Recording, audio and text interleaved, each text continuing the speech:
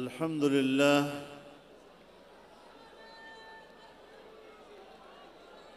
अल्हम्दुलिल्लाहि वकफ़ा वसलामुन अला इबादिहिल्लज़ीना इस्तफ़ा ला सिय्यमा अला सय्यिदिर रुसुलि व ख़ातमिल अंबिया व अला आलिहि व सहबिहि व मन बिहदिहि मुहतदा अम्मा बअदु फ़अऊज़ु बिल्लाहि मिनश शैतानिर रजीम बिस्मिल्लाहिर रहमानिर रहीम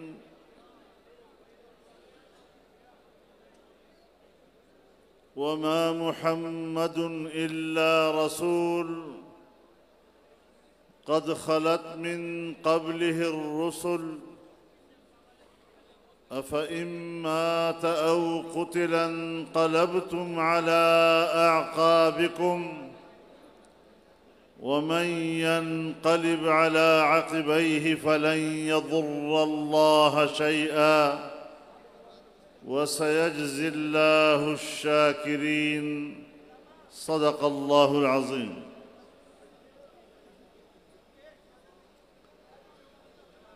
जनाब सदर मोहतरम,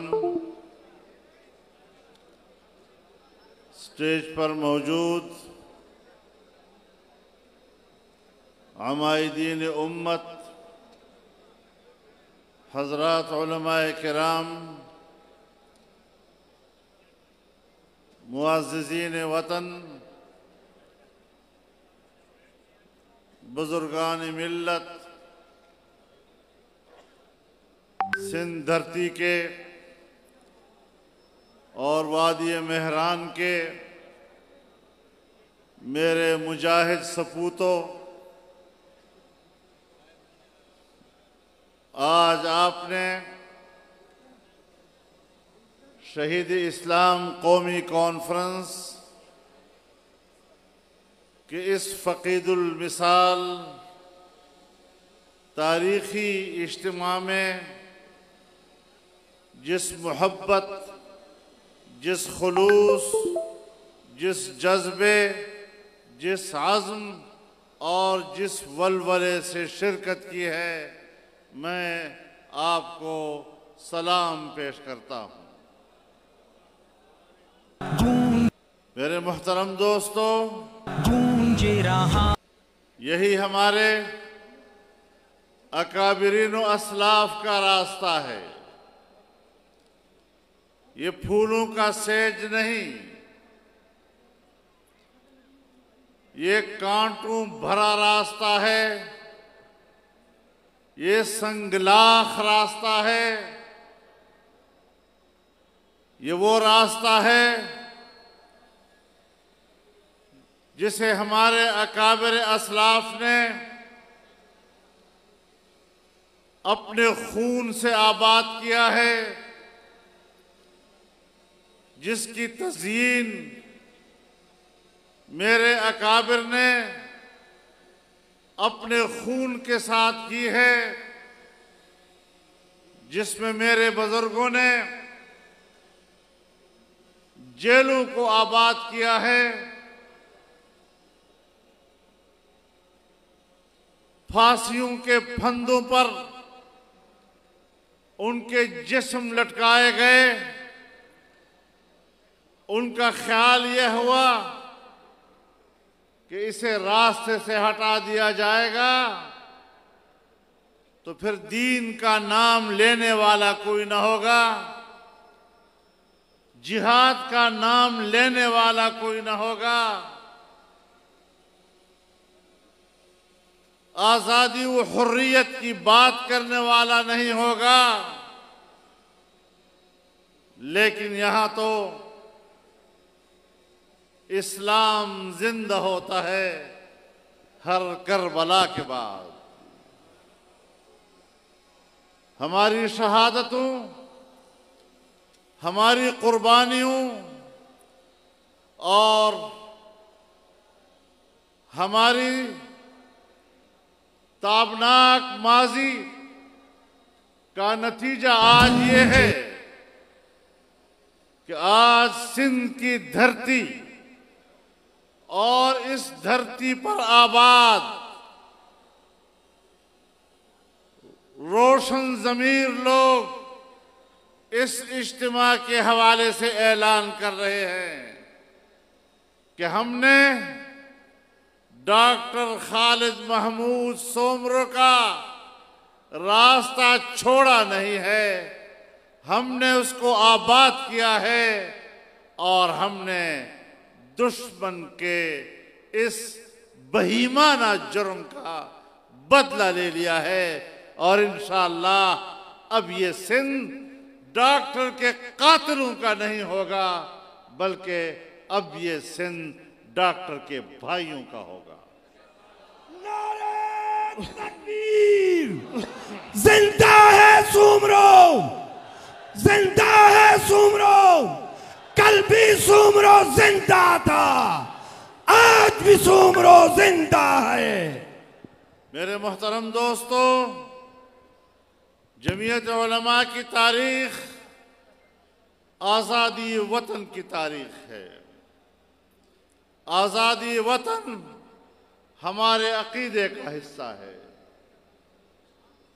हमने कई सदियां इस वतन अजीज की आज़ादी के लिए कुर्बानियां दी हैं और आज भी मेरे दोस्तों इस वतन अजीज पाकिस्तान के लिए अज़्म करना है, फिर अज़्म करना है और फिर अज़्म करना है कि हमने इसको किसी बैनुल अक़वामी क़ुव्वत का कॉलोनी नहीं बनने देना, बल्कि इसे एक आज़ाद इस्लामी रियासत के तौर पर पूरी दुनिया के सामने मुतारफ़ कराना है।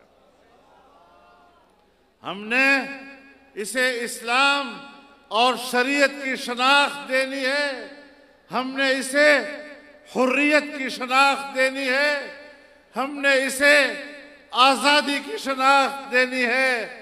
और ये जो ममोले लेकर हम पर मुसल्लत कर दिए जाते हैं, हम इनको खस व खाशाक की भी ज़्यादा अहमियत नहीं देते, इनकी कोई हैसियत नहीं है, इनको हम शिकस्त दे चुके हैं और आप फातेह हैं और हुक्मरान शिकस्त खुर्दा हैं। मेरे मोहतरम दोस्तों, हम तो इस बात पर भी यकीन रखते हैं कि जहां पाकिस्तान दुनिया में दुनिया के नक्शे पर एक रियासत की हैसियत रखता है, वहां पाकिस्तान के अंदर सूबे भी अपनी मुस्तकिल शनाख्त रखते हैं। हर सूबे के रहने वाले लोग अपने वसाइल के मालिक हैं। अगर सिंध है तो सिंध की सरजमीन पर सिंध के वसाइल के मालिक सिंधियों की औलाद है। अगर बलोचिस्तान है तो बलोचिस्तान के वसाइल पर हक बलोचिस्तान के अवाम का है। अगर खैबर पख्तूनख्वा है तो उसके वसाइल पर हक वहां के बासियों का है। और अगर वो पंजाब है तो पंजाब के वसाइल पर हक पंजाब के बच्चों का है। कोई माई का लाल किसी दूसरे के हक पर हाथ नहीं डाल सकता। सबसे पहले आपको याद होगा, मैंने एक बड़े जलसे आम में सूबे सिंध के जज़ायर की बात की थी, बलोचिस्तान के समंदरी जज़ायर की बात की थी, और आज भी मैं ये बात कहना चाहता हूँ, उसका इआदा करना चाहता हूँ कि सिंध हो या बलोचिस्तान, समंदरी जज़ायर के मालिक वहाँ के अवाम हैं, वहाँ की कौमें हैं, और कोई भी उनके हक पर डाका डालने का हक नहीं रखता। मेरे मोहतरम दोस्तों, आज पाकिस्तान की सिर्फ आज़ादी ही नहीं छीनी जा रही, पाकिस्तान की बका का सवाल पैदा हो रहा है। आप जानते हैं, और मैं आपको बता देना चाहता हूं कि पाकिस्तान का सबसे बड़ा मालियाती इदारा पाकिस्तान का स्टेट बैंक, जिसके लिए मौजूदा जाली हुकूमत की जाली काबीना ने इस बात की मंजूरी दे दी है कि उसे बराह रास्त IMF के साथ वाबस्ता कर दिया जाए, उसके बाद ये पार्लियामेंट के सामने जवाबदेह नहीं होगा, ये अपनी हुकूमत के सामने जवाबदेह नहीं होगा, वो सिर्फ बैनुल-अक़वामी मालियाती इदारे के सामने जवाबदेह होगा। और मैं आपको तारीख से आगाह करना चाहता हूं कि ये गलती अगर की थी तो सल्तनत उस्मानिया ने की थी। वो सल्तनत उस्मानिया ईरान के सरहदात से लेकर अरब और अफ्रीका तक उनकी हुकूमत थी, उनकी सैतरत थी, लेकिन उसने अपने मरकजी बैंक को जब आलमी मालियाती इदारों से वाबस्ता किया और फिर मुल्क के अंदर बहरान आए और उसको ये भी इख्तियार नहीं था कि अपनी ज़रूरतों के लिए इस मालियाती इदारे से रुजू कर सके, वहाँ से पैसा हासिल कर सके, उन्होंने इनकार कर दिया। मुल्क कमज़ोर हो गया, बगावतों ने सर उठाया और हर तरफ अफरा तफरी फैली। और फिर लॉरेंस ऑफ अरेबिया को मौका मिला कि उसने आकर अरब दुनिया से सल्तनत उस्मानिया का तख्त ताज ताराज कर दिया। ये मिसालें हमारे सामने मौजूद हैं। इक्तिसादी लिहाज से सोवियत यूनियन जैसे बहुत बड़ी सुपर ताकत, जब उसका इक्तिसाद गिर गया, आज वो अपना वजूद खो बैठा है। जो कुछ आज हो रहा है, ये पाकिस्तान की बका को दांव पर लगा रहे हैं। मेरे दोस्तों, गूंजे रहा इसको ला इलाहा इल्लल्लाह के नारे पर लाखों कुर्बानियों के नतीजे में हासिल किया गया था। हमारी बहनों और बेटियों ने अपनी इज्जतों और अपने नामूस की कुर्बानियां देकर इस वतन अजीज को हासिल किया था। आज कौन है जो बैरूनी इशारों पर पाकिस्तान की कुव्वत को कमजोर कर रहे हैं? ये है वो जंग जो मेरे अकाबिर ने लड़ी है और उनका कर्ज है हमारे ऊपर कि इंशाअल्लाह हम ये जंग लड़ेंगे। और मैं डॉक्टर खालिद महमूद सोमरो की शहादत की मुकद्दस खून की वसातत से ऐलान करता हूं कि इंशाअल्लाह पाकिस्तान की बका की जंग आखिरी कतरे तक लड़ी जाएगी। नारे तकबीर! हम लेके रहेंगे, हम लेके रहेंगे, हर हाल में लेंगे, हम छीन के लेंगे, है हक हमारा। मेरे मोहतरम दोस्तों, इस वक्त पाकिस्तान की मईशत की किश्ती डूब रही है, वो गर्काब होने के करीब है। और याद रखो, वैसे तो लोग समझते हैं कि रियासतों की बका का दारोमदार दिफाई कुव्वत पर है, लेकिन मैं एक तालिब इल्म की हैसियत से कहना चाहता हूं कि इस मुतमद्दन दौर में रियासतों की बका का दारोमदार माशी कुव्वत है, दिफाई कुव्वत की हैसियत सानवी है। हमारे मुल्क की मईशत को क्या हो गया है? हमारे पड़ोस में हिंदुस्तान की मईशत ऊपर को जा रही है, बांग्लादेश की मईशत ऊपर को जा रही है, इंडोनेशिया और मलेशिया तक मईशतें तरक्की कर रही हैं। चीन की मईशत इस वक्त अमेरिका की मईशत के मुकाबले में परवाज कर रही है और उड़ान भर रही है। ईरान की मईशत और उसके अंदर पाकिस्तान एक तन्हा वाहिद मुल्क है कि जिसकी सालाना कौमी पैदावार का तखमीना 0 से भी नीचे गिर गया है। ये हमारी हालत है। ऐसे लोग जब नाजायज रास्तों से आते नहीं, लाए जाते हैं, तो फिर मैं अलल ऐलान तारीख के सफ़हात पर ये अल्फाज सब्त करना चाहता हूं कि पाकिस्तान के वो इदारे जो पाकिस्तान के मुहाफिज बनने के दावेदार हैं और जिनकी ड्यूटी और जिनका वजीफा और जिम्मेदारी वतन अजीज की हिफाजत है, अगर ऐसे हुक्मरानों को धांधलियों के जरिए मुल्क के इक़्तिदार पर बिठाया जाता है तो पाकिस्तान की तबाही का जिम्मेदार एक इमरान नहीं बल्कि उस इमरान को लाने वाले उससे कहीं बढ़कर ज्यादा जिम्मेदार करार दिए जाते हैं।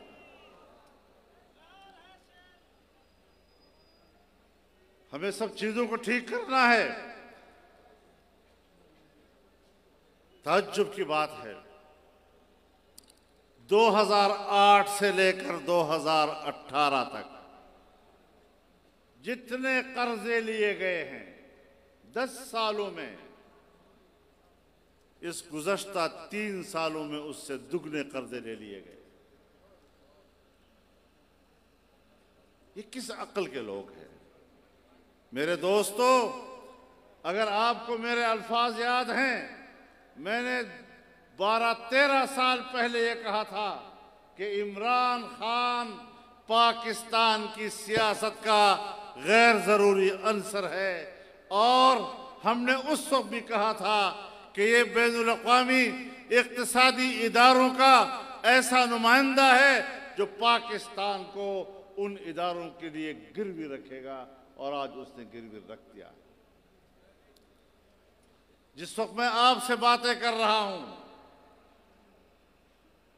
इस वक्त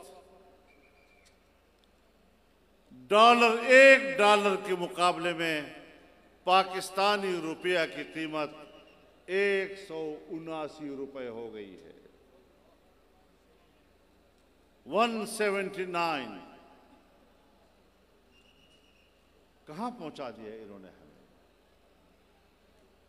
हमारे इस खित्ते के किसी भी मुल्क के सिक्के की आप कीमत मालूम करें, पाकिस्तान सबसे ज्यादा बुरी हालत में। हमारी मईशत को तबाह कर दिया इन लोगों ने।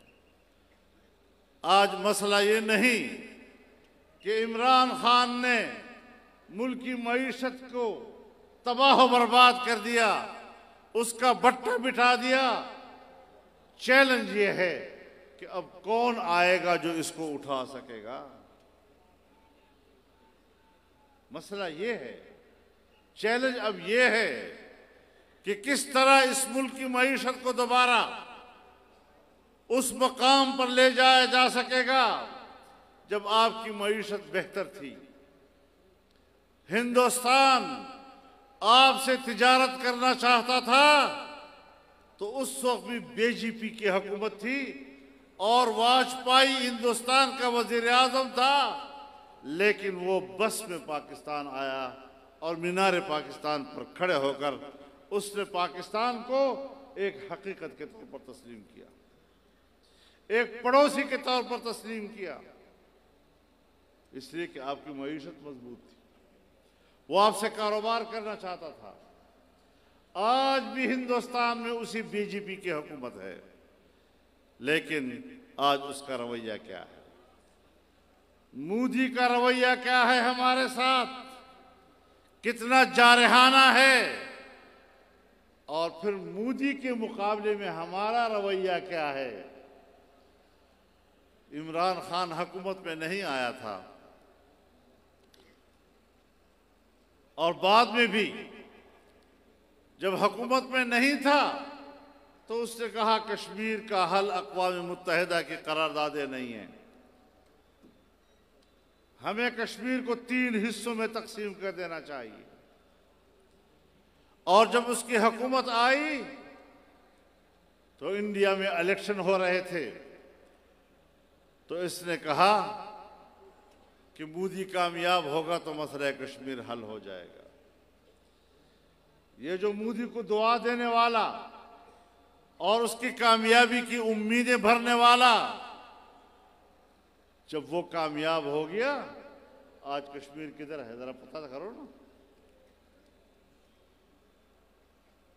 उस कश्मीर को इस आदमी ने इंडिया के हवाले कर दिया। कौन जिम्मेदार होगा उसका? 70 साल हमने कश्मीरियों की आजादी के नाम पर सियासत की दुनिया में हमने उनके खून को बेचा, हमने उनकी कुर्बानियों को बेचा, हमने उनकी माओं और बहनों की इज्जत और नामूस को बेचा, और आज इसके बावजूद वहां कुछ भी हमने मुफ्त में उसके हवाले कर दिया है। यही कुछ करना था तो कश्मीरियों को इन आजमाइशों से क्यों गुजारा?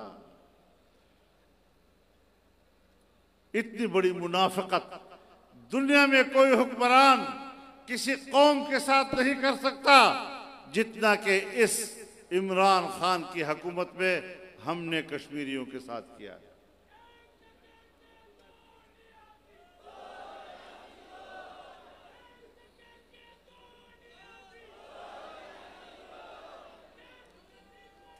सिर्फ कश्मीर की बात नहीं, हमने भी कुछ कम नहीं किया है। हमने भी फाटा का इंतजाम करके फाटा के अवाम के साथ वही कुछ किया है, कानूनी लिहाज से भी और अखलाकी लिहाज से भी, जो हिंदुस्तान ने कश्मीरियों के साथ किया। अगर हम अपने किरदार पर को जायज समझते हैं और इसको हम फाटा के अवाम के साथ हमदर्दी समझते हैं, तो फिर आप कह सकते हैं कि इंडिया के साथ और कश्मीर के साथ जो कुछ आपने किया है वो भी ठीक। क्या किरदार हैं जो सामने आ रहे हैं? कोई दलाइल होनी चाहिए, कोई समझ बूझ होनी चाहिए। हमने हर वक्त दियानत की बुनियाद पर राय दी है, किसी ने कबूल किया या नहीं किया वो अपना मसला, लेकिन हमने उस वक्त भी कहा था कि जहां कश्मीर के साथ ज्यादती हो रही है वहां फाटा के अवाम के साथ भी ज्यादती हो रही है, और आज उनको खुदा जाने किसके रहम करम पर छोड़ दिया गया है। कोई वली वारिस फाटा के अवाम का नहीं है इस वक्त, कोई वली वारिस कश्मीरी अवाम का नहीं है इस वक्त। दोनों बराबर की मजलूमियत के दौर से गुजर रहे हैं। मेरे मोहतरम दोस्तों, हम बड़े मजलूम कौम हैं। हमारा नौजवान बहुत ही मजलूम है। इस नौजवान को धोखा दिया गया। इसे कहा गया तुम्हें 1 करोड़ नौकरियां दूंगा। 1 करोड़ नौकरियां क्या देगा? 50 लाख तो उनसे नौकरियां छीन ली, बेरोजगारी पैदा कर। 50 लाख घर दूंगा, 50 लाख घर गिरा दिए। जब नहीं तुम्हें हुकूमत करनी आती, झूठे नारे क्यों लगाते हो? नौजवान को क्यों धोखे देते हो? बेरोजगारों को क्यों धोखे दे रहे हो? गरीब को क्यों धोखा दे रहे हो?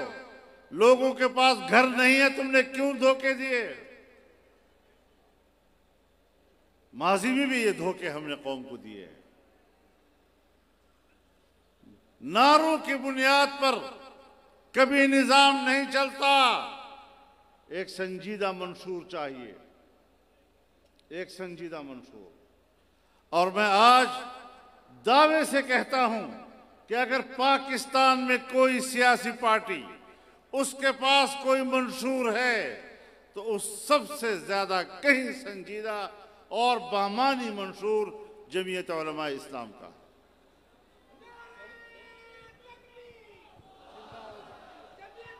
नारे तकबीर! जिंदा है जमीयत, जिंदा है जमीयत, मदनी की जमीयत, मुफ्ती की जमीयत। मेरे मोहतरम दोस्तों,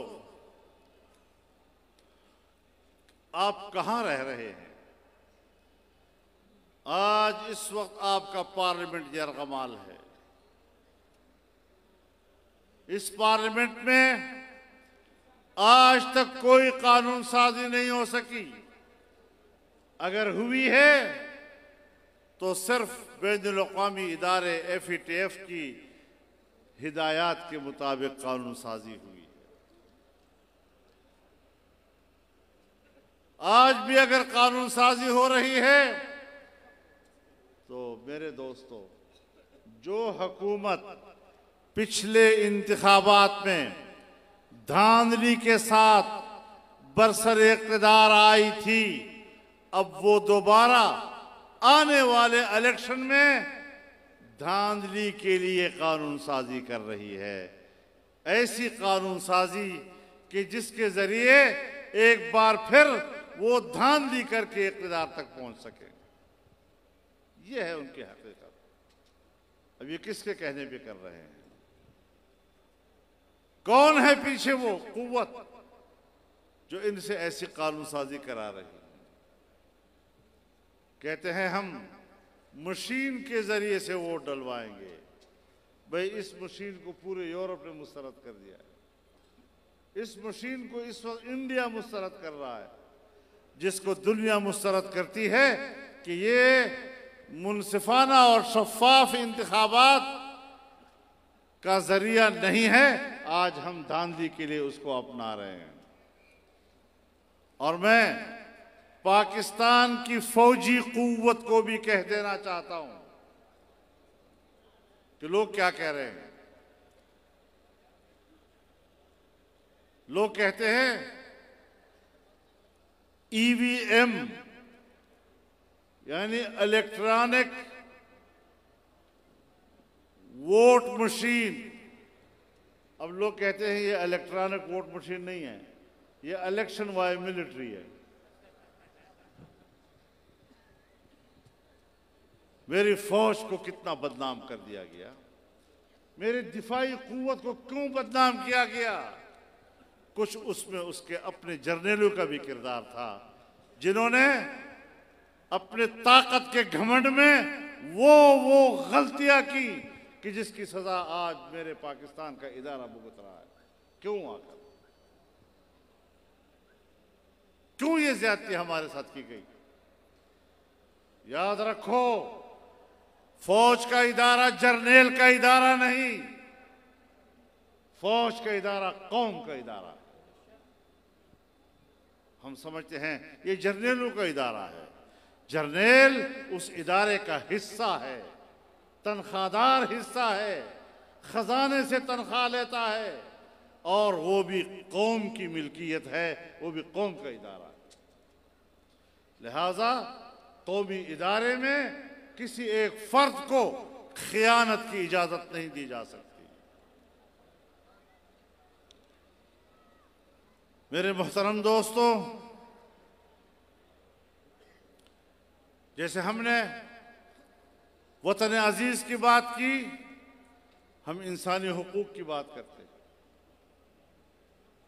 आज अमेरिका भी इंसानी हुकूक की बात करता है। अफगानिस्तान में 20 साला जंग के शिकस्त के नतीजे में आज वो कहता है कि हम तालिबान हुकूमत को, अमारत इस्लामिया को तस्लीम करेंगे, बशर्ते के वो अफगानिस्तान में इंसानी हुकूक को तहफ़्फ़ुज़ दे, ख़वातीन की तालीम को तहफ़्फ़ुज़ दे। मैं उनसे पूछता हूं कि कौन से इंसानी हुकूक? वो इंसानी हुकूक जिसका मुजाहरा तुमने ग्वांटानामो बे में किया था। इंसानियत को तुमने जिस तरह जलील किया, यहां तक कि जनेवा के कैदियों के हुकूक के जुमरे में आपने कहा ये लोग नहीं आते और आपने उन पर मजालिम किए।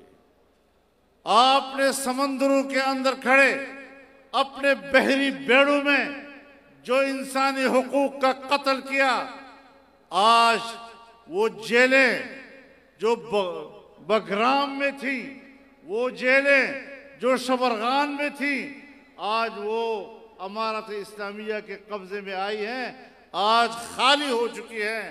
कैदी वहां नहीं है, लेकिन आज भी उस खाली जेल को देखते भी रोंगटे खड़े हो जाते हैं कि 20 साल इन उकूबत खानों में तुमने इंसानियत के साथ क्या किया था। एक बात बड़ी खुलकर मैं कह देना चाहता हूं, यूरोप भी सुन ले और अमेरिका भी सुन ले और अमेरिका के वफादार भी सुन ले कि जिसके हाथों से इंसानों का खून टपक रहा हो, उन्हें न तो इंसानी हुकूक की बात करने का हक हासिल है और न ही आलमी बिरादरी की क़यादत का हक रखता है। अमेरिका आज इस शिकस्त के बाद कम से कम मेरी नजर में दुनिया का सुपर ताकत नहीं रहा। नारा तकबीर! जो अमेरिका जो यारा, जो अमेरिका जो यारा।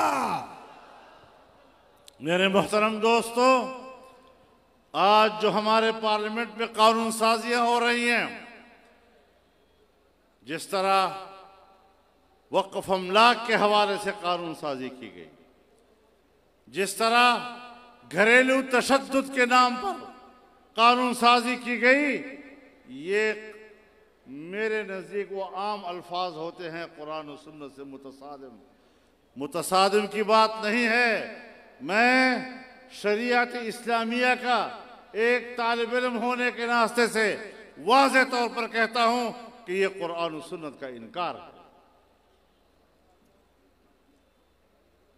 छोटे बच्चे का 18 साल से कम उम्र का इस्लाम कबूल नहीं होगा, उन्हें मुसलमान नहीं कहा जाएगा।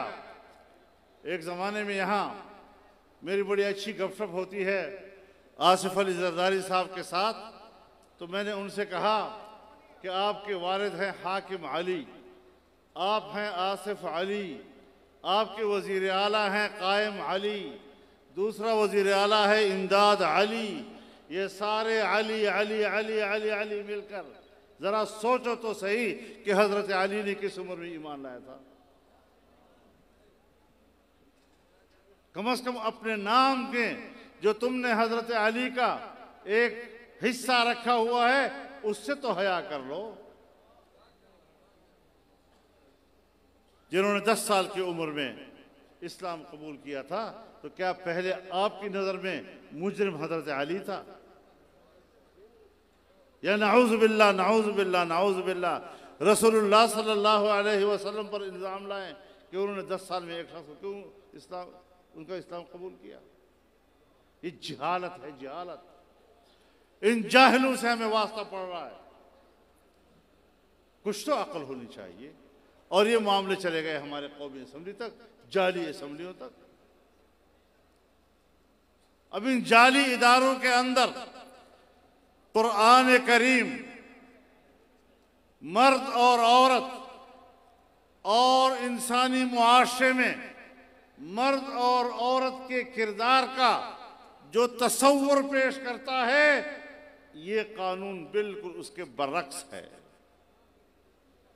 कुरान मर्द के जिस किरदार का तयन करता है, ये कानून वो किरदार औरत को देता है, और जो किरदार औरत का मुतयन करता है वो इस कानून में मर्द को मिल रहा है।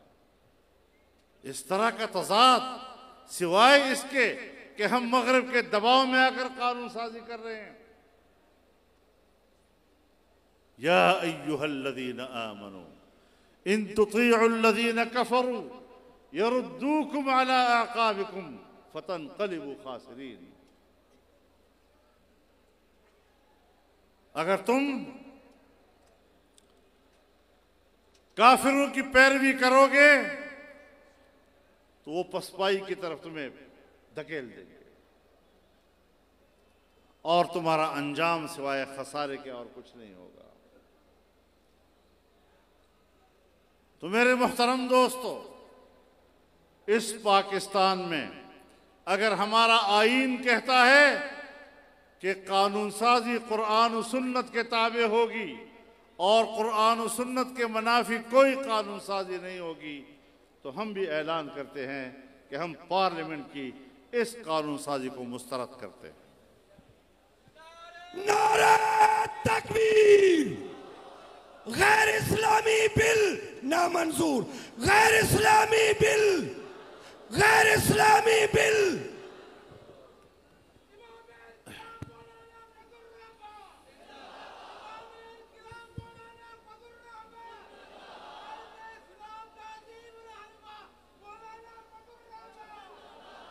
मैं तमाम सियासी जमातों के अकाबिरीन से भी इंतहाई अदब से अर्ज करना चाहता हूं कि हमारे पूरी कौम के बीच में आईन एक मुआहिदे की हैसियत रखता है, एक मीसाक मिल्ली की हैसियत रखता है।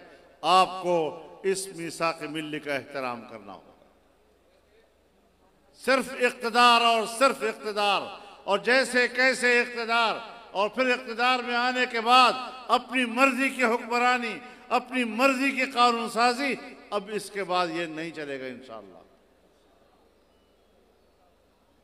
ये मुल्क तब रह सकता है जब हम सब आईन के दायरे में रहते हुए जिंदगी गुजारेंगे। हमारे हुकूक का फैसला आईन की रूह से होगा। हमारी कानून साजी कुरान और सुन्नत के ताबे होगी, वरना फिर कानून साजी जिहालत के ताबे होगी। तुम हजार दफा कहो कि जदीद दौर के तकाजे और जदीद दौर के ताल्लुकात और जदीद दौर की हमारी मजबूरियां, लेकिन याद रखो हम 22 करोड़ अवाम की इतनी बड़ी आबादी को किसी बैनुल-अक़वामी क़ुव्वत का गुलाम नहीं बनने देंगे। हमारे मालियाती इदारे आज़ाद होने चाहिए, हमारे अंदर खुददारी होनी चाहिए। हम जिस सिमत में जा रहे हैं हमने इस सिमत को तब्दील करना है और इंशाल्लाह होगा। आप गवाह हैं सिंध के लोग। 20-30 साल पहले सिंध के अंदर यह शऊर नहीं था। आज जमीयत उलमा की मुसलसल मेहनतों ने एक नया शऊर दिया है इस कौम को और यही सूरत हाल पूरे मुल्क में है।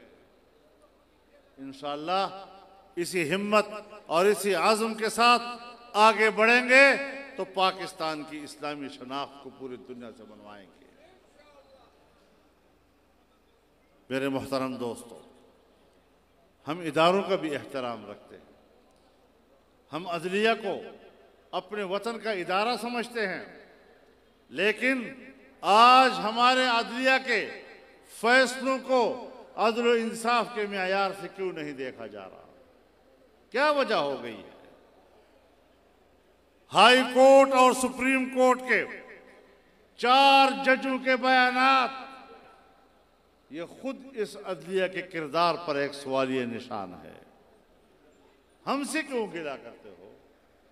शहीद शाहिद मिन अहली, इनके अपने घर से उनके ऊपर गवाहियां आ गई हैं। ये नेब ये मेरा एहतसाब करेगा जिसके बारे में वाज़ेह चीजें आ गई हैं कि नेब के जरिए सजाएं देना भी पाकिस्तान की सियासत का हिस्सा था, एहतसाब का हिस्सा नहीं था। इसीलिए तो हमने कहा कि एक हम हैं कि इंशाअल्लाह नेब हमें नहीं छेड़ सकता, वरना मुंह की खानी पड़ेगी। नारा तकबीर! ललकार है, ललकार है, यलकार है, यलकार है, कैद तेरी जुर्रत को। इंशाअल्लाहुल अज़ीज़ पूरे वक़ार के साथ, पूरे इज्जत और एहतराम के साथ, लेकिन पूरे जोश और जज्बे और अज़्म के साथ हमने इस सफ़र को आगे जारी रखना है। ये डॉक्टर खालिद के खून का हमारे ऊपर कर्ज है और इंशाअल्लाह मैं दुआ करता हूँ उनके शहजादों को, राशिद और नासिर को, अल्लाह उनके पूरे ख़ानदान को अपने दीन के लिए कबूल फरमाए और उनकी कुर्बानियों को जिस तरह उन्होंने आज एक कबूलियत का रंग दिया है, खुदा उनकी मेहनतों को कबूल फरमाए। तो ये आज़म है कि हम इकट्ठे चलेंगे या नहीं और आगे बढ़ेंगे या नहीं। आज तो आप एक जलसे में इकट्ठे हैं, यहाँ से जाएंगे, आपने अपने यूनिटों में जाना है, अपने देहातों और मोहल्लों में जाना है और जमीयत उलमा इस्लाम का पैगाम और अपनी कुर्बानियों का पैगाम आपने घर घर तक पहुँचाना है।